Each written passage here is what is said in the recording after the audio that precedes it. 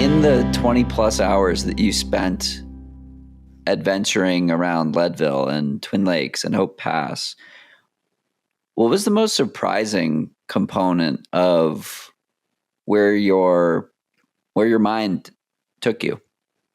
My mind, because my body was very surprised by how I felt after mile 60.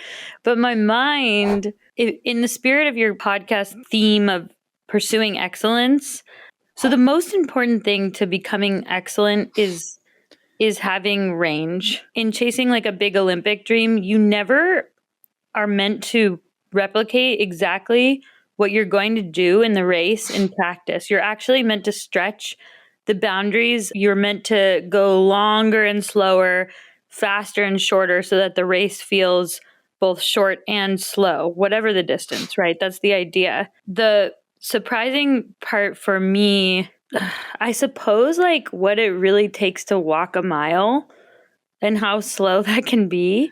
And when you have 40 of them through the night with ultra, you kind of like live, you have to like live through a lot. You can, but you still have to. And I think that's where it's a sport of like deep maturity. You know, Mikey, my pacer, said this thing before the race that actually ended up being very, very, very helpful.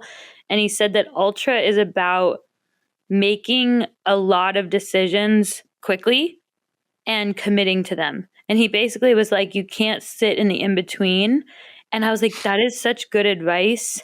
And I'm sure this will come into play. And sure enough, like there was a time when I needed to recalibrate and accept that walking was like the best I could do, but that was fine.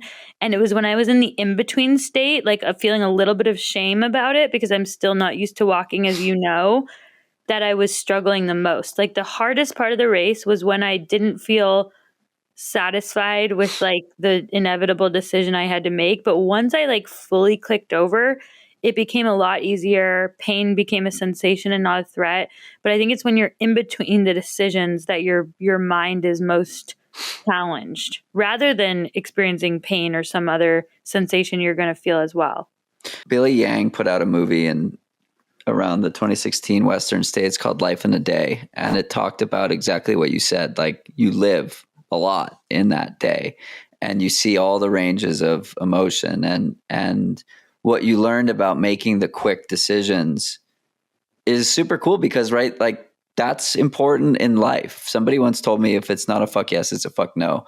And the time that you spend in between deciding yes or deciding no is time wasted, that you could be pursuing that yes or turning away that no. And that's the piece that eats at you. And I've had that piece eat at me in dating, in a job, in friendships, like in running, all of these things. And my friends Zoe and TJ have the run coaching company Microcosm, and they call it Microcosm because running is a microcosm for life.